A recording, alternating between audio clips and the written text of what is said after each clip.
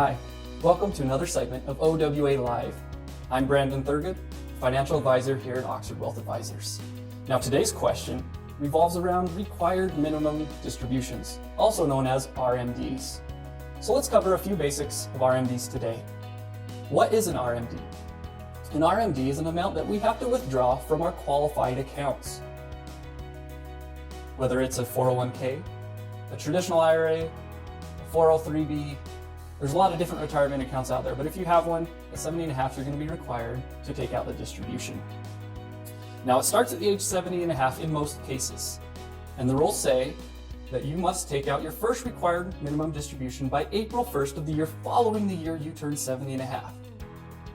Pretty confusing, right? So let's break it down into some more simple terms.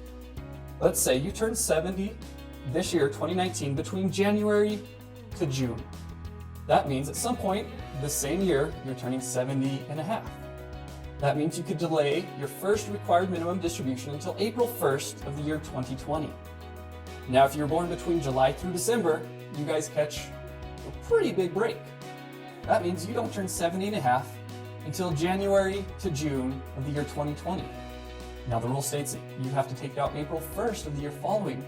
That means you could delay your first required minimum distribution until April 1st of the year 2021. Now, does it make sense to delay as taking that first RMD for as long as possible?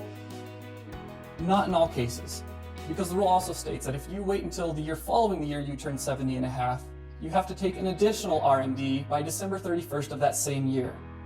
So that's 2 RMDs that you have to take out, which increases your taxable exposure. What we recommend is just taking it out by December 31st of the year you turn 70.5. That keeps things simple and easy to work with. Now, what happens if you forget to take out your RMD? An RMD is based off of a uniform lifetime table.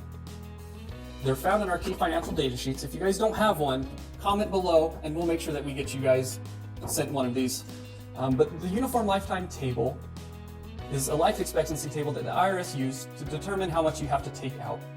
At 70.5, you're required to take approximately 3.65% of your account balance of the previous year.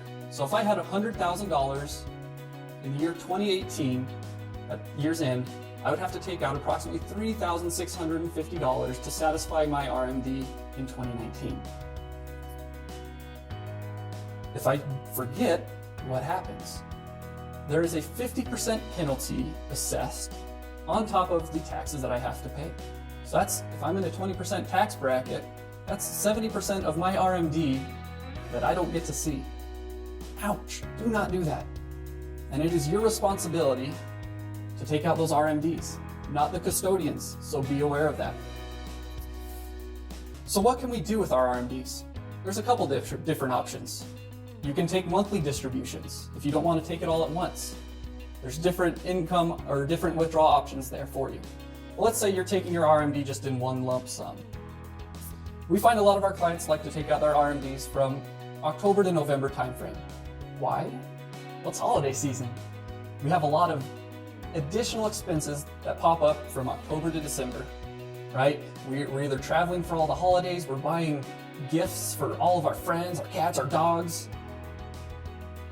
So it helps offset some of those expenses. We can also use it as a Roth IRA contribution. Right? This is if we're still working and if we still have earned income, we can take part of that RMD and transfer it into a Roth IRA up to the IRS limits for that year. You can put it into a non-qualified account, where we now get taxed at a capital gains rate instead of a regular income tax rate. You can use it as a QCD, a qualified charitable distribution. Huge tax savings there. Make sure you talk to an advisor about those. A qualified longevity annuity contract, and you could also use it to buy life insurance. If you don't need the money and you plan on leaving the money in your qualified accounts to your beneficiaries, use that RMD to purchase life insurance. The amount of leverage that you can get from that is extremely powerful.